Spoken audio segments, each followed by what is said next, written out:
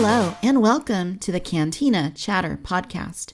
My name is Victoria and I'm your host on this galactic adventure through all things Star Wars, film and television, toys, theme parks, video games, and more.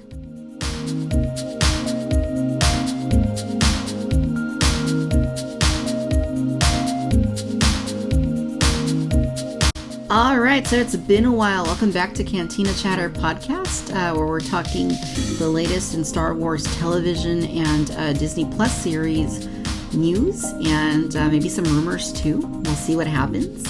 As always, on these types of episodes, I'm joined by Jurassic Dave 93. Dave, how's it going? Oh, it's going all right, Victoria. Getting through summer here towards the end of it. Got a lot going on in personal life, kids getting back to school, whatnot. But it's been a while since I think we've recorded one of these. But Star Wars news is always exciting news. So how are you doing? Absolutely, I'm doing good. I'm long days, but we're still here. We're still ready to talk Star Wars, and feeling pretty good. Good, great, awesome. So I think last time we talked, it was like Bad Batch, right? We were like kind of headed towards the end of the Bad Batch, the last few episodes. Yeah, seems like a while ago now. I know, when did we record? It had to have been like in August sometime. Yeah. Early August maybe. But yeah, no, it's been an interesting last couple episodes of the show, which kind of came on the cusp of an announcement that season 2 is going to be coming in the future. Yeah, that kind of took me by surprise that they would announce that before the end of the first season. With a lot of these Disney Plus shows, live action ones, seems like they get like the one and done season type thing, aside from Mandalorian, obviously. But and then that just leaves more room for development and growth of these characters and stuff. But I don't know. It kind of felt like it took a little bit away from the finale. I'm thinking it might have been a one season and done, and then maybe there's more story to come here. Yeah. Kind of playing head games when you're watching the finale. But I don't know. What did you think about that? Yeah, so I agree. I think when they announced season 2 before the end of season 1, it kind of minimize the stakes a little bit, because you kind of know that probably most if not all of these characters are going to be okay, and they're going to go on to more adventures next season. But because they did that, I think they took some of that suspense away, they took some of the surprise away, and it was still I think a really strong ending for considering all that happened in the Bad Batch, but it could have certainly been a lot stronger had they not made that little announcement when they did it. Yeah, and I think the rumors in the community and stuff, and a lot of people expected that some of them might bite the dust, might not make it out. And so, knowing that they're coming back, that they have a lot more to live for, more story to tell. And like you said, that the stakes just aren't as high. Yeah, absolutely. But on the whole, what did you think of the way this first season ended? It was a little... I don't know. It didn't resolve in a way that I thought was satisfactory to me.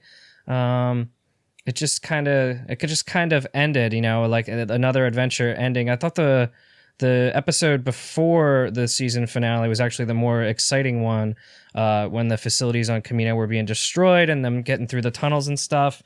And the second episode of the finale is just kind of an extension of that. Not a whole lot happened. They got out of there.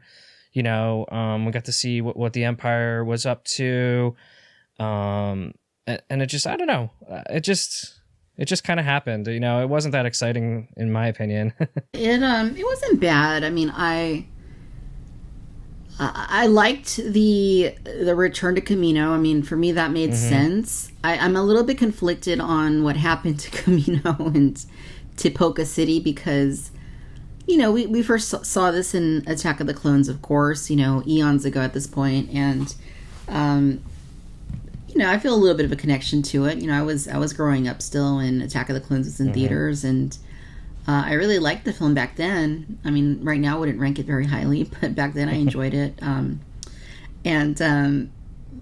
So to just see it kind of obliterated and just It kind of hurt a little bit in a way I didn't expect that it might.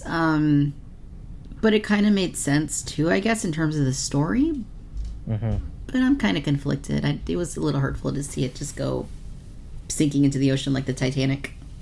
Well, one thing I think that I'm grateful for is this new era of animation, just making us feel a lot for the prequels, which we maybe didn't feel at the time or even when Force Awakens came out. Between the last season of Clone Wars and now this and stuff like that, you realize how important that stuff was, and I guess we're sort of riding this nostalgic wave for the prequels that's coming back around. And like you said, how that made you feel, that's one good takeaway from it, I guess, to show the importance and how much something like that meant from episode 2. Maybe isn't everyone's favorite film, but Yeah, absolutely. So interesting. I mean, it kind of ended interestingly too. I mean, I was kind of hopeful towards the end there that Crosshair was going to rejoin his comrades and become one of the Bad Batch members again, but that wasn't meant to be. They gave him the option. They kind of saved his life, right? Omega saved his life, and he was going to die, and but no, he didn't rejoin them. He kind of kept on his own and went and did his own thing. And yeah, presumably we'll see him back in season 2, but maybe he'll be more conflicted now, maybe not. We'll see what he gets up to. Yeah, the reveal of him not having the inhibitor chip as long as we had thought. I was thinking watching it that there would be some sort of flip once he would see what the Empire had done to him, how expendable he is to them, that he would rejoin his brothers, that he would find his new sense of purpose with them, and he really didn't. And I get that because that's going to give us, the second season, and we still have our villain, or the guy that we're rooting to turn back. But yeah, I don't know.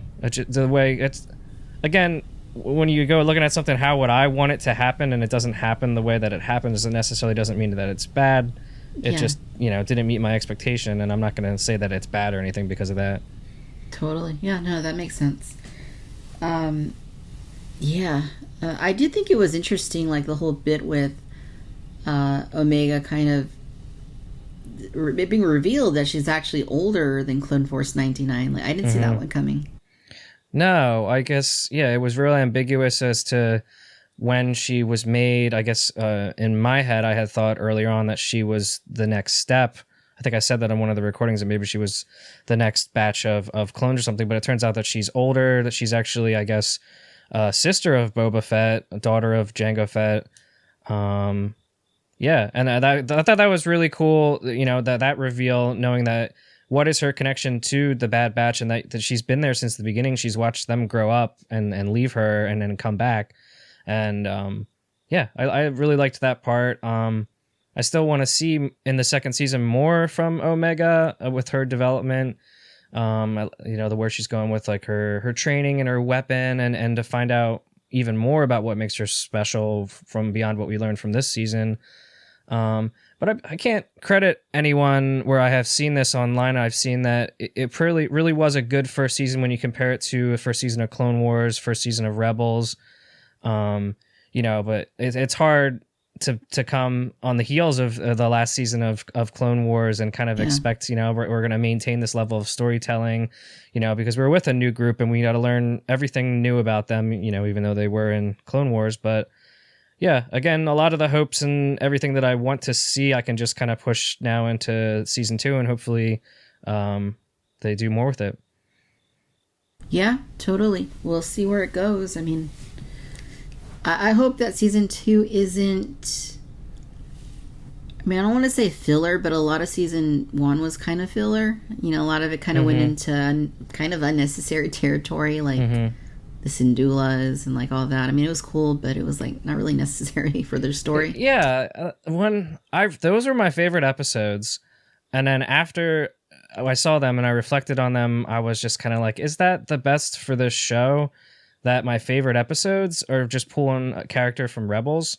That I'm like, I'm so excited to see, whoa, what did she do before Rebels, And then it was just a side mission, and she didn't really have anything to do with Omega or the Bad Batch. It's just a cool little thing that happened, and it could have been a pass-away line, a throwaway line, It didn't really need 2 episodes, but like I said, it was my favorite, and then it makes me wish that they could do more to develop these characters that make me feel the same way about them as I do about Hera.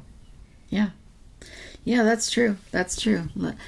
I mean, I did like it too. I liked seeing her, but then I was like, well, the Bad Batch, like on one of those episodes, didn't come in until like the very end of the episode, and it was kind of like, okay, is this the Bad Batch or is this like something different? Like, it just, yeah, it was interesting.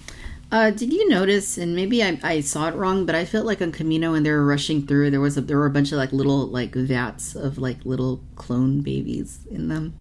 I think I did see that, and it's been many weeks since I've seen it. We were discussing earlier how I've only really watched an episode once, but I think I did see that in it was when Omega was leading them around, correct? Yeah. Yeah.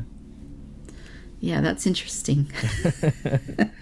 That's a really interesting one. I kind of had to do a double take. I was like, wait, what? Is that what I think it is? Is that a bunch of little like unborn like clone babies just in like little tanks and they're all going to die right now?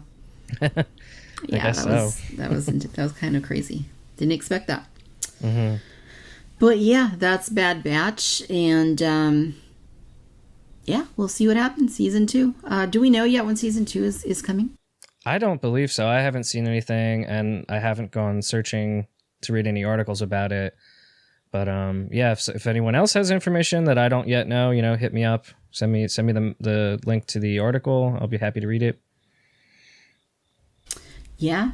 Send it to both of us and we'll take a look at it. Yeah. I'm not in a hurry. I mean, I'd rather they take their time, not just because it's the Bad Batch, but I'd rather they take their time and, do something that's, going to be good rather than rush it and get it out, next year. So We'll see. We'll see what happens. Yep. I believe, what do we have next to talk about here tonight? Did you get a chance to see the last episode of Disney Gallery about the final episode of season 2 of Mandalorian? I did. How good was that? It was really good. I have not gone back to watch that final episode since, I saw it a bunch of times when it first came out. And as soon as I put that episode on and they got into the nitty gritty, I started having all those same feels as if I was watching the episode again for the first time. And a lot of the technical sides of things was really interesting to see how they pulled it off, how they used another actor, the technical things that they did. I don't know. What did you think? I thought it was really cool. The day that it came out, I was there that evening after work. I was watching it, and I thought it was really good. It was really interesting to me how they, it was all focused around Luke Skywalker and his return into this cinematic universe, and seeing Mark Hamill there explaining it. Obviously we know he wasn't very happy with the way things went for him in the sequel trilogy, and so this is kind of more return to form, I guess, like for his character. What we're used to from the old days. I liked seeing him. I liked hearing what he had to say. I don't think that they ever got really deep with this episode. I think they were just kind of explaining the facts as they were. Yeah. They didn't really go into they didn't really try to go too deep into his character. It was more of an acknowledgement, like, this is Luke, this is the outfit that, or at least, this is kind of approximates his look from Return of the Jedi. And, he's got his lightsaber, this and that. He's the one to take Grogu because he's the only one that would be okay with that happening with. They didn't really get too much into his psyche or into anything like that. It was just kind of expressing, this is Luke, this is the approach we took. And it was a big secret. Yeah, I believe what you're saying there, the director even said as much, that it wasn't about Luke, and I enjoyed seeing more about the technical part and the acting part, and about how Mark was able to coach the other actor there about the mannerisms and the movements of Luke Skywalker and stuff. But yeah, and then the criticisms and stuff that we heard afterwards about how it didn't look as good as a deep fake or something like that. Once I heard them explain about, where they were in this technology and stuff, and I guess this was probably 2018, 2019, I'm guessing, it was just really fascinating to see the three options that they had and what they did to go about it. It was really, like a technological feat, a marvel, once they sat down and explained what they did. Yeah, just the technological aspect of it. it's a lot for me to wrap my head around, not having that sort of a background, but actually like seeing what they call it the egg, right, where he goes and sits in there and it like scans his face and all that. And of course they're still using the volume for these episodes, so just combining those pieces of technology and bringing it all together like that, de-aging Luke based on how he appeared in the original trilogy, I thought was pretty neat too. Like all the images they showed of him from A New Hope, Empire Strikes Back, Return of the Jedi, and just trying to like get as close to that original Luke as possible, while also superimposing that image on the double that they had for the show. Yeah, I guess the way I understood it, it was the double acted with the other actors, and then they shot Mark, and then they painted over his face to make it look as if he was 35 years younger, which was, I thought, amazing. I guess they had, 3 different takes of it and stuff, and then the ultra high, I believe they said it was 8K images that they were taking of his face in the egg that you described there. And the most fascinating thing to me was, usually I like to pick up on a lot of those effects things, and I had no clue that his voice was totally synthetic. That was amazing that they had archival audio, from the overdubs from the original films, and I believe they said they also had an audio book on tape from the era that Mark Hamill had read, and it just like that's just uncanny that they could just make a computer voice, speak and act in the mannerisms of Mark Hamill circa 1983. Yeah, that was pretty wild. Like I didn't expect that at all. I thought it was Mark Hamill's voice, and that maybe they had just used like a modulator on it to kind of de-age it or something. But it was clearly it was synthetic, and that's interesting because I can't think of another example where that's been done, at least that I'm aware of. So yeah, that's just the way they did this. The whole technological aspect of it it's pretty fascinating. Yeah, and it's amazing that they kept it a secret because everything else leaked. We knew about all the other characters. And along those lines, how would you have felt if it would have been Plo Koon showing up at the end? Yeah, that was interesting. That was interesting. And I get why they did it, as they explained, as Dave Filoni and, was explaining that, it had to be, they couldn't let that secret get out. They knew certain things were going to get out, like Ahsoka and, and they did get out, right? And Tamora Morrison coming back as Boba Fett. But that's the one thing they didn't want to get out. So, they went to pretty great lengths, right? Plo Koon was mentioned. They created like an actual mask. They created like concept art of Plo Koon. So yeah, that was interesting. I thought it was kind of funny too. But yeah, like just the lengths they went through to try and keep that a secret was interesting. I'm glad they did because that's the one thing and probably the best thing that they actually got to keep the secret from.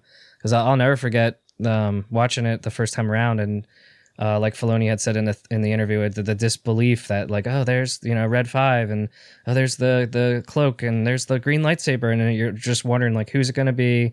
Is it Luke? And then just wondering if it was going to be recast, Sebastian Stan or someone else, and then seeing Mark Hamill's face, it was just incredible. Yeah, that is a really good episode, and this is the one that a lot of us are waiting for, especially given the end of the last episode for the first part of the first 7 episodes of the season. There was no Luke Skywalker in it for obvious reasons, so I know a lot of us wanted to see this and hear it explained, and it was cool to see that. It was cool to see Mark Hamill back in person playing Luke Skywalker in a very similar outfit to what we all remember him with, all black, and it looked like he was having a good time. Obviously everybody was excited to see him, and just his interactions with Grogu and having R2-D2 on the set and all that was pretty cool. It was pretty cool. I'm really glad that we got to see that, and I didn't even know that he was actually there on set, like in the costume and all that. Yeah. So that was like bonus, like really cool.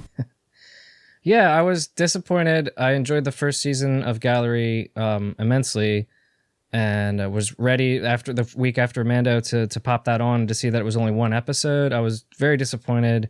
And I just assumed, okay, they didn't get to finish making this because of COVID or whatever was going on. So yeah, that was a nice surprise a couple months ago when they announced that this was going to be coming out. And, shorter second season to this, it managed to hit all the beats and very enjoyable for me. Totally. Really cool. Let's hope they do something similar for the Book of Boba Fett and anything else, any other Star Wars, all the other million Star Wars series they're working on.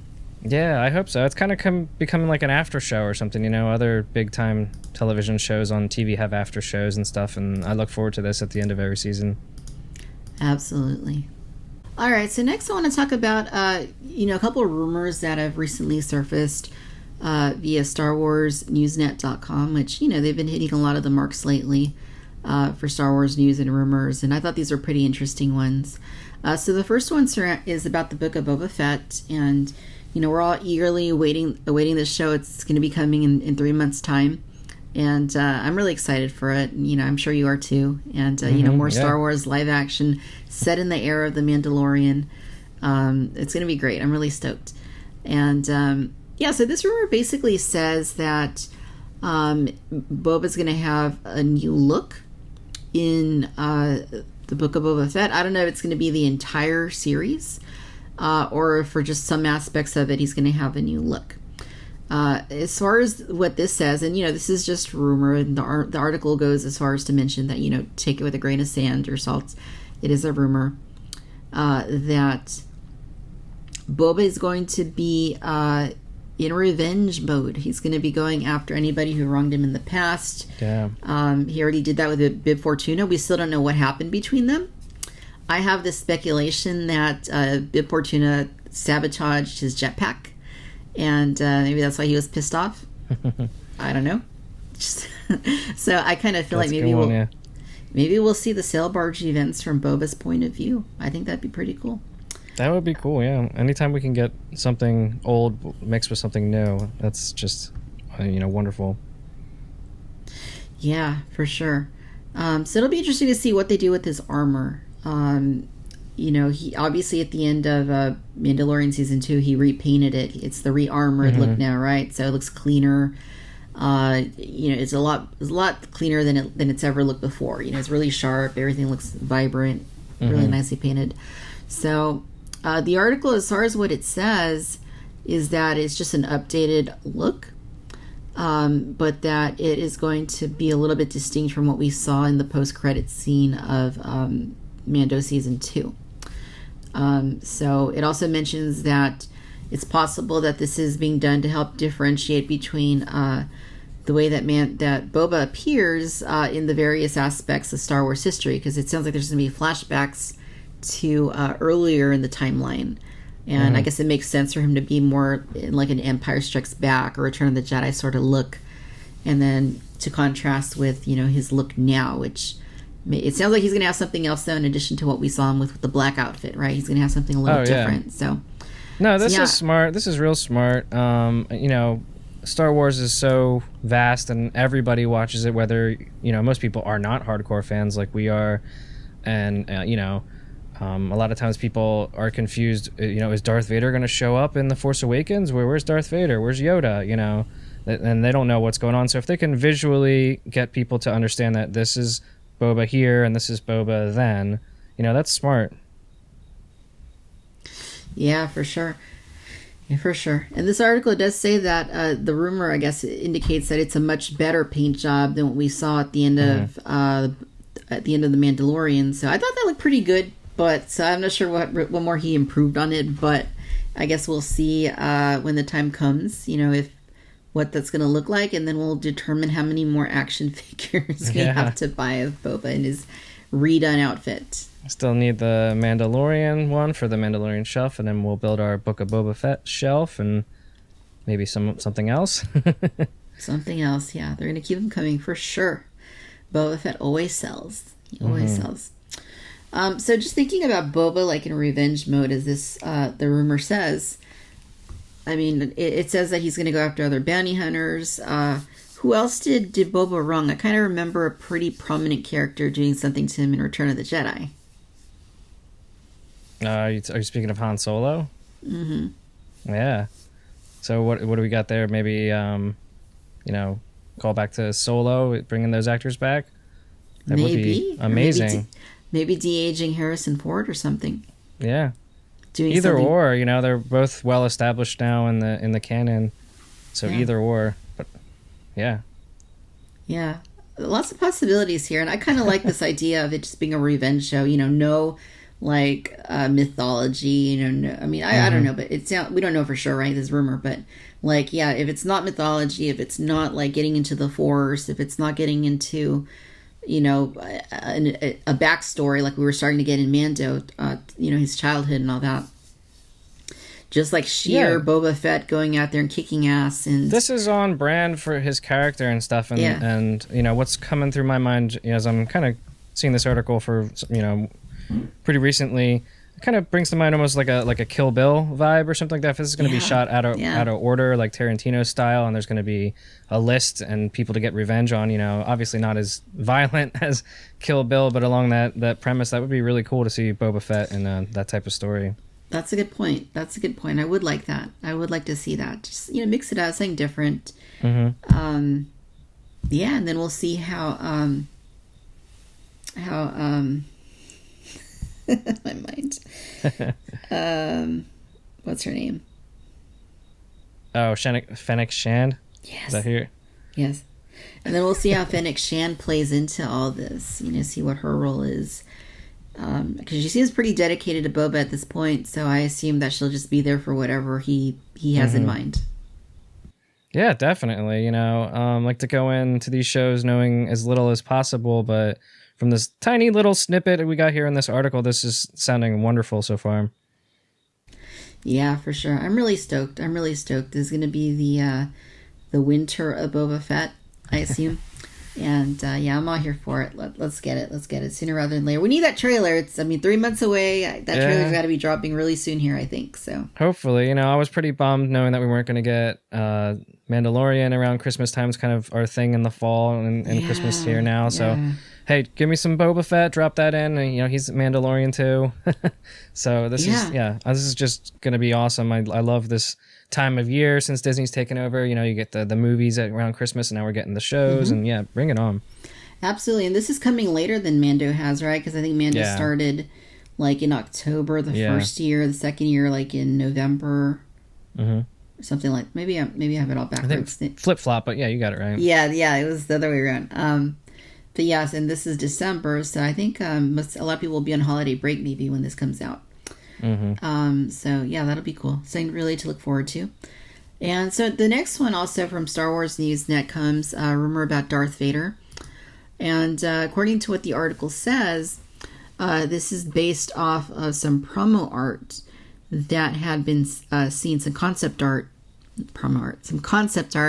that had been seen around the production of the Kenobi series. So they commissioned an artist to recreate the artwork that was witnessed around the production. And did you get a chance to take a look at that picture? Yeah, I'm seeing it now here. That looks pretty cool. Exactly what you'd expect to see Hayden as Vader, you know, without the mask or the costume on.